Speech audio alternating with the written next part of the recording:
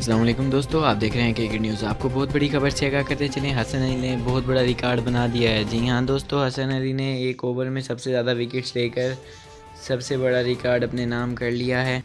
आपको बताते चलें, इससे कबल ये record Pakistani test fast bowler Junaid Khan के पास था। उन्होंने एक ओवर में 4 विकेटें हासिल करके ये रिकॉर्ड अपने नाम किया था।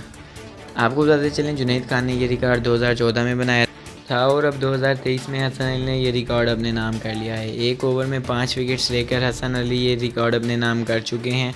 हसन अली ने ये रिकॉर्ड PSL 8 में पेशावर ज़ल्मी के ख़िलाफ़ बनाया।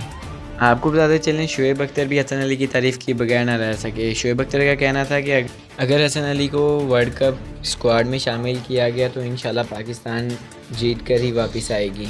दोस्तों, आपको बताते चलें, हसन अली के इस रिकॉर्ड पर उनके दोस्त शादाब खान ने भी उन्हें मुबारकबाद दी। दोस्तों, आपने अगर हमारे चैनल को सब्सक्राइब नहीं किया तो सब्सक्राइब कर दें, वीडियो को लाजमी लाइक कर दें और आप जिस टीम को PSL 8 में सपोर्ट कर रहे हैं उसका नाम कमेंट कर दें। आज के लिए इतना ही। खुदा हाफिज़।